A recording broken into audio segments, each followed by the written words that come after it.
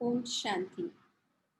आज 13 अक्टूबर 2020 की वाणी। बाबा के मधुर महावाक्य। मीठे बच्चे, बाबा आए हैं तुम्हें घर की राह बताने। तुम आत्म अभिमानी होकर रहो तो यह राह सहज देखने में आएगी। प्रश्न, संगम पर कौन सी ऐसी नॉलेज मिली है जिससे सतयुगी देवताएं मोह जीत कहलाए? उत्तर, संगम पर तुम्हें बाप ने अमर कथा सुनाकर अमर आत्मा की नॉलेज दी। ज्ञान मिला यह अविनाशी बना बनाया ड्रामा है। हर एक आत्मा अपना अपना पार्ट बजाती है। वह एक शरीर छोड़ दूसरा लेती है। इसमें रोने की बात नहीं। इसी नॉलेज से सतयुगी देवताओं को मोह जीत कहा जाता। वहां मृत्यु का नाम नहीं। खुशी से पुराना शरीर छोड़ नया लेते हैं। गीत है, नयनहीन को राह दिखाओ प्रभु, पग पग ठोकर खाऊं मैं। ओम शांति। मीठे मीठे रूहानी बच्चों प्रति रूहानी बाप कहते कि राह तो दिखलाता हूं, परंतु पहले अपने को आत्मा निश्चय कर बैठो, देही अभिमानी होकर बैठो,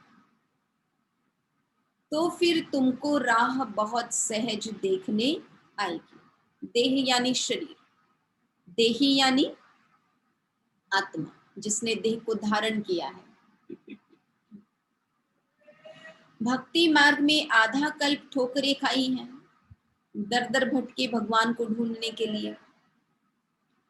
भक्ति मार्ग की अथाह सामग्री है। अब बाप ने समझाया है बेहद का बाप एक ही है।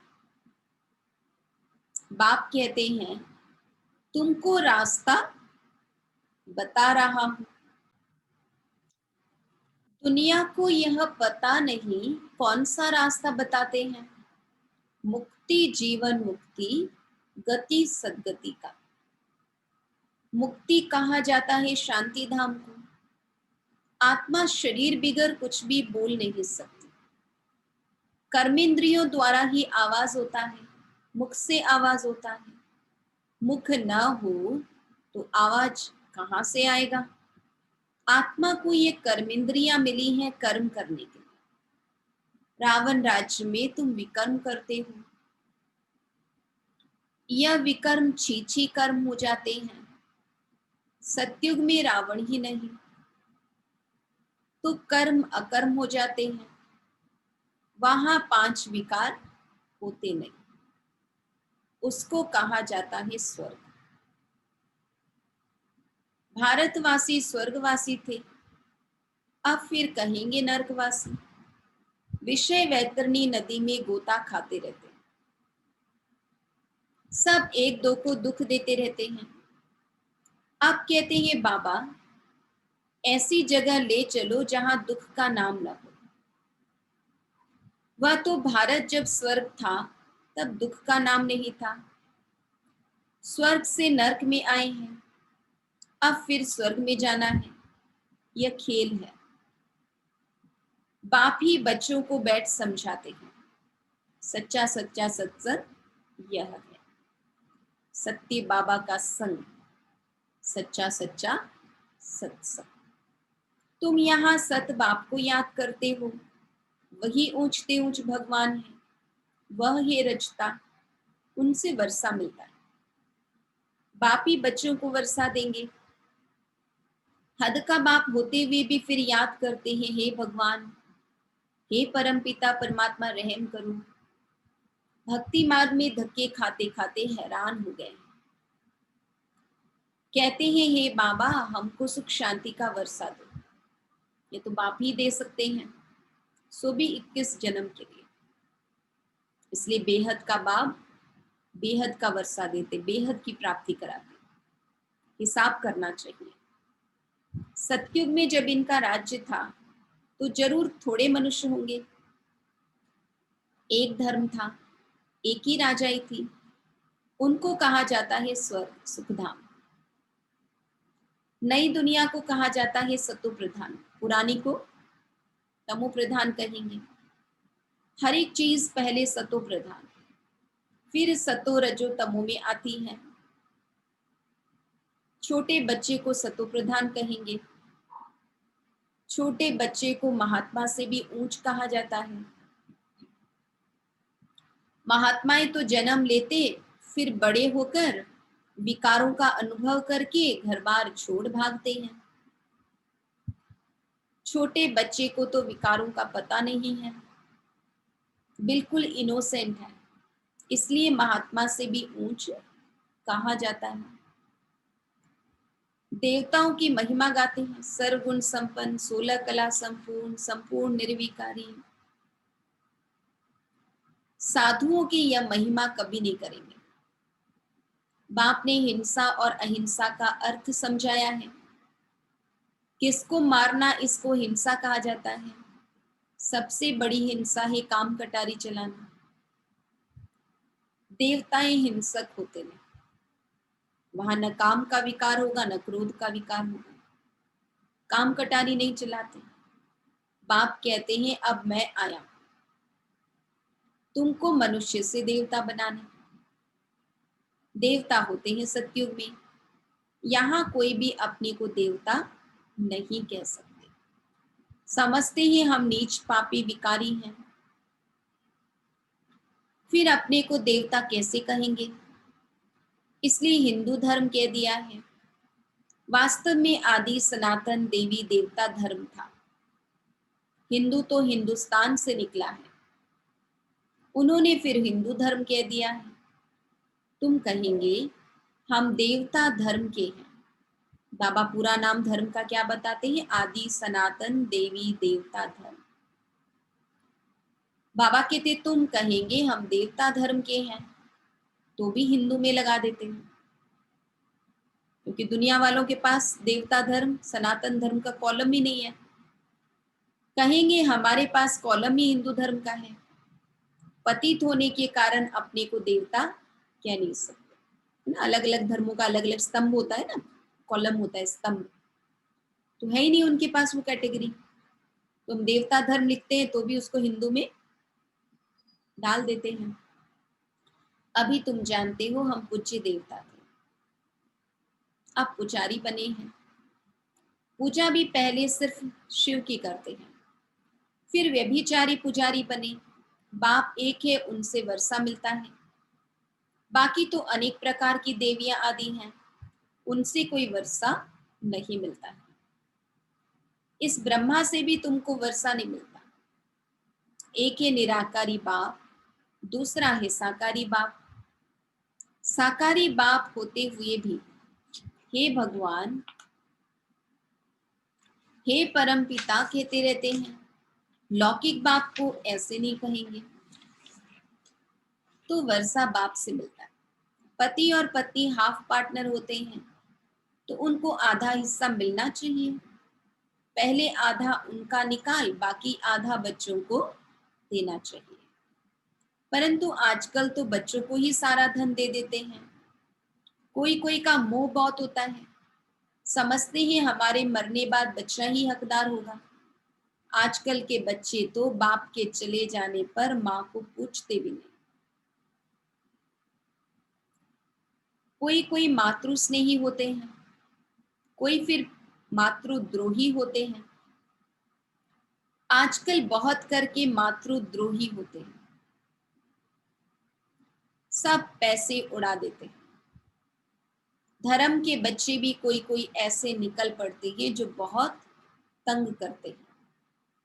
अब बच्चों ने गीत सुना, कहते हैं बाबा हमको सुख का रास्ता बताओ जहां चैन हो। रावण राज्य में तो सुख हो न सके।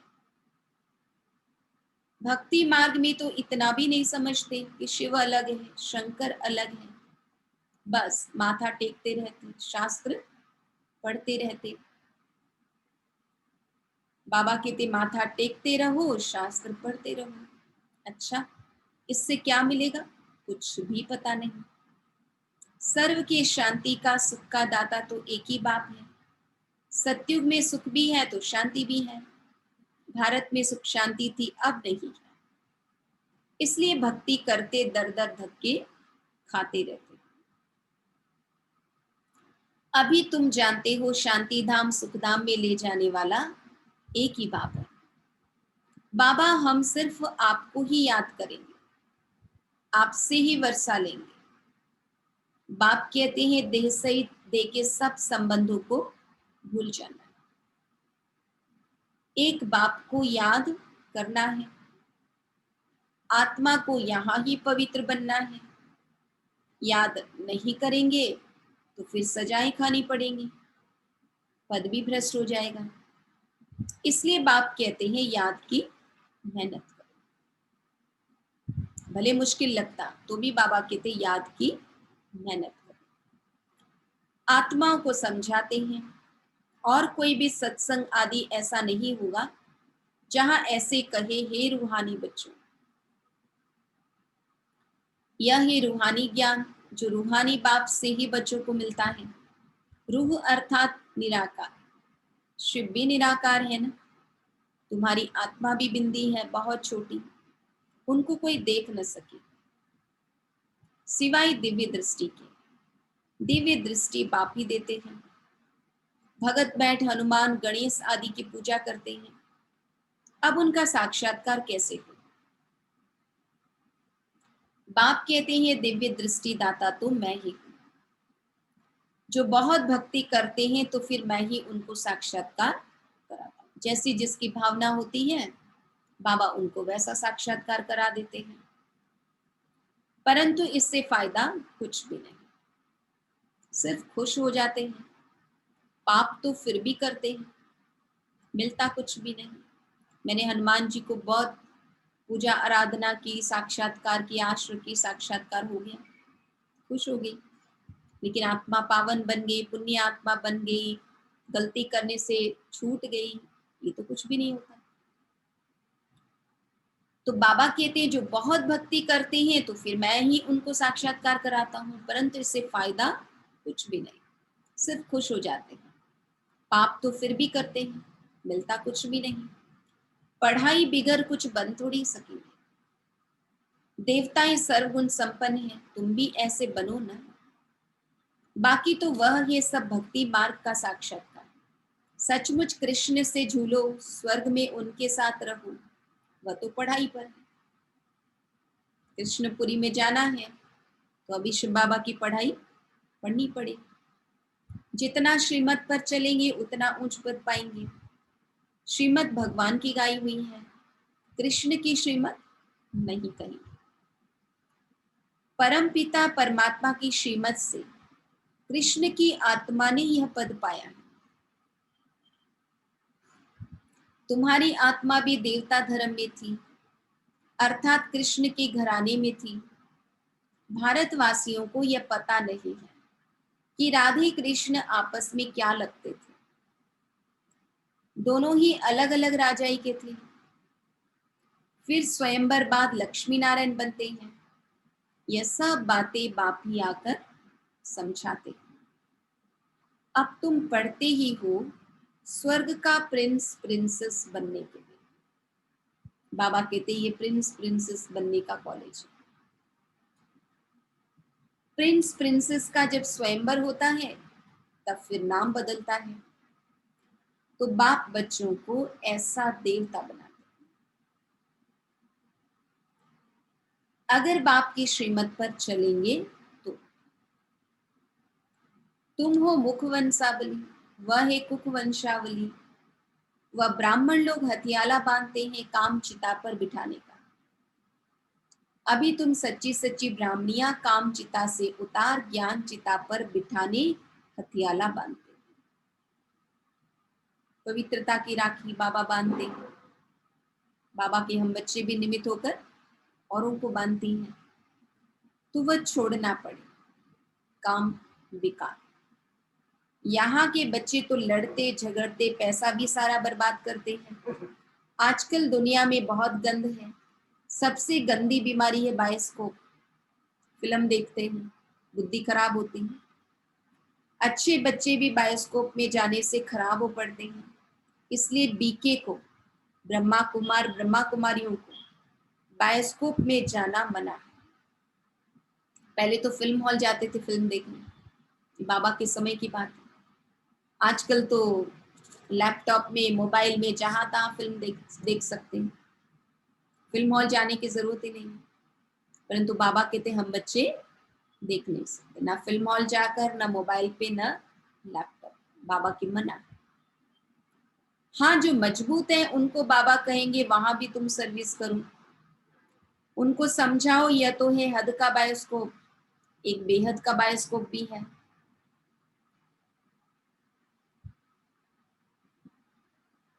बेहद के बायोस्कोप से ही फिर यह हद के झूठे बायोस्कोप निकलते हैं। अभी तुम बच्चों को बाप ने समझाया है, मूल वतन जहां सभी आत्माएं रहती हैं, फिर बीच में है सूक्ष्म वतन, यह है साकार वतन। खेल सारा यहाँ चलता है, यह चक्र फिरता ही रहता है। तुम ब्राह्मण बच्चों को ही सुदर्शन चक्रधारी बनना है, देवताओं को नहीं। परंतु ब्राह्मणों को ये अलंकार नहीं देते हैं क्योंकि पुरुषार्थी है। आज अच्छे चल रहे हैं, कल गिर पड़ते हैं, इसलिए देवताओं को दे देते हैं सारे अलंकार। कृष्ण के लिए दिखाते हैं स्वदर्शन चक्र से अकासुर बकासुर आदि को मारा। अब उनको तो अहिंसा परमो धर्म कहा जाता है, फिर हिंसा कैसे करेंगे?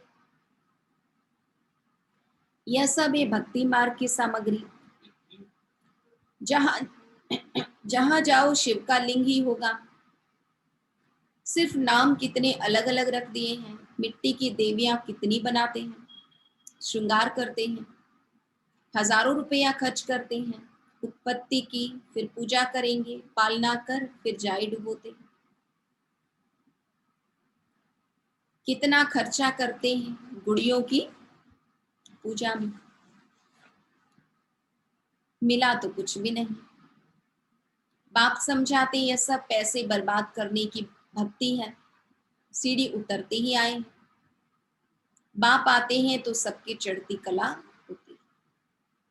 बाबा कहते जिससे आत्मा की उन्नति न हो, आत्मा निर्विकारी न बने, आत्मा सतो प्रधान न बने, आत्मा पावन न बने, तो वो सारे प्रयास बेकार चले जाते हैं। सबको शांति धाम सुख धाम में ले जाते हैं, पैसे बर्बाद करने की बात नहीं। मनी मन जहां बैठे हैं वहां बाबा को याद करना है। फिर भक्ति मार्ग में तुम पैसे बर्बाद करते करते इनसॉल्वेंट बन गए, यानी कंगाल बन गए, भिखारी बन गए। सॉल्वेंट इनसॉल्वेंट बनने की कथा बाप बैठ समझाते हैं, कैसे साहूकार और फिर कंगाल बनते हैं, कैसे राजा और फिर रंक बनते हैं। तुम इन लक्ष्मी नारायण की डायनेस्टी के थे ना, अब तुमको नर से नारायण बनने की शिक्षा बाप देते हैं। वो लोग तीजरी की कथा, अमर कथा सुनाते हैं, है सब झूठ, क्योंकि किसी भी कथा से अमर तो बनते नहीं। तीजरी की कथा तो यह है जिससे आत्मा का ज्ञान का तीसरा नेत्र खुलता है, सारा चक्र बुद्धि में आ जाता है। तुमको ज्ञान का तीसरा नेत्र मिल रहा है, अमर कथा भी सुन रहे हो। अमर बाबा तुमको कथा सुना रहे हैं, अमरपुरी का मालिक बनाते हैं। अमरपुरी सत्युग, वहां तुम कभी मृत्यु को नहीं पाते, यानी आत्मा तो देह वहां भी त्याग करेगी, मृत्यु को नहीं पाती, यानी अकाले मृत्यु नहीं होती। वहां तो काल का मनुष्यों को कितना, यहाँ तो काल का मनुष्यों को कितना डर रहता है, क्योंकि पता नहीं कब अंत घड़ी आ जाए। वहां डरने की रोने की बात नहीं, खुशी से पुराना शरीर छोड़ नया ले लेते हैं, वो भी आयु फिक्स होती है। यहाँ कितना मनुष्य रोते हैं, यह है ही रोने की दुनिया। बाप कहते यह तो बना बनाया ड्रामा है, हर एक अपना अपना पाठ बजाते रहते हैं। ये देवताएं मोजित है ना। यहाँ तो दुनिया में अनेक गुरु हैं जिनकी अनेक मतें मिलती हैं। हर एक की मत अपनी। एक संतोषी देवी भी है जिसकी पूजा होती है। अब संतोषी देवियां तो सतयुग में हो सकती हैं, यहाँ कैसे हो सकती? सतयुग में देवताएं सदैव संतुष्ट होते हैं। यहाँ तो कुछ न कुछ आश रहती है, वहां कोई आश नहीं होती। बाप सबको संतुष्ट कर देते हैं। तुम पदमपति बन जाते हो। कोई अप्राप्त वस्तु नहीं रहती जिसकी प्राप्ति की चिंता हो, वहां चिंता होती ही नहीं। बाप कहते हैं सर्व का सद्गति दाता तो मैं ही हूं। तुम बच्चों को 21 जन्म के लिए खुशी ही खुशी देते हैं। ऐसे बाप को याद भी करना चाहिए। इतनी ऊंची प्राप्ति कराने वाला बाबा, तो बाबा कहते बाबा को याद भी करना चाहिए। याद से ही तुम्हारे पाप भस्म होंगी और तुम सतो प्रधान बन जाएंगी। यह समझने की बातें हैं। जितना औरों को जास्ती समझाएंगे, बाबा कहते उतना प्रजा बनती जाएगी और उच्च पद पाएंगे। यह कोई साधु आदि की कथा नहीं है। भगवान बैठ इनके मुख द्वारा, ब्रह्मा बाबा के मुख द्वारा समझाते हैं। अभी तुम संतुष्ट देवी देवता बन रहे हो। अभी तुमको व्रत भी रखना चाहिए, सदैव पवित्र रहने का, क्योंकि पावन दुनिया में जाना है तो पतित नहीं बनना। बाबा कहते एक जन्म बाबा की श्रीमत पर पवित्र बनेंगे तो 21 जन्म बाबा विश्व का मालिक बनाएंगे। बाप ने यह व्रत सिखाया है। मनुष्यों ने फिर अनेक प्रकार के व्रत बनाए हैं। बाबा का व्रत क्या है? पवित्रता का व्रत। बाबा कहते कुछ भी हो जाए इस व्रत को तोड़ना नहीं। अच्छा, मीठे मीठे सिकीलधे बच्चों प्रति माता पिता बाप दादा का याद प्यार और गुड मॉर्निंग। रूहानी बाप की रूहानी बच्चों को नमस्ते। हम रूहानी बच्चों की रूहानी बाप दादा को याद प्यार, गुड मॉर्निंग, नमस्ते नमस्ते नमस्ते। धारणा के लिए मुख्य सार, एक बाप की मत पर चल, सदा संतुष्ट रह, संतोषी देवी बनना। यहां कोई भी आश नहीं रखनी है। बाप से सर्व प्राप्तियां कर पदम पति बनना है। सबसे गंदा बनाने वाला बाइस्कोप सिनेमा है। तुम्हें बाइस्कोप देखने की मना है। बाबा कहते सिनेमा सिन की माँ है, यानी देखने से पाप करने के ख्याल आते हैं। इसलिए बाबा कहते तुम्हें देखने की मना है। तुम बहादुर हो तो हद और बेहद के बाइस्कोप का राज समझ दूसरों को समझो, सर्विस करो। आज का वरदान, फुल स्टॉप की स्टेज द्वारा प्रकृति की हलचल को स्टॉप करने वाले प्रकृति पति भव। वर्तमान समय हलचल बढ़ने का समय है। फाइनल पेपर में एक तरफ प्रकृति का और दूसरी तरफ 5 विकारों का विकराल रूप होगा। तमोगुणी आत्माओं का वार और पुराने संस्कार सब लास्ट समय पर अपना चांस लेंगे। ऐसे समय पर समेटने की शक्ति द्वारा अभी अभी साकारी, अभी अभी आकारी और अभी अभी निराकारी स्थिति में स्थित होने का अभ्यास चाहिए। बाबा जो ड्रिल कहते हैं, साकारी, आकारी, निराकारी। देखते हुए न देखो, सुनते हुए न सुनो। जब ऐसी फुल स्टॉप की स्टेज हो तब प्रकृति पति बन प्रकृति की हलचल को स्टॉप कर सकेंगे।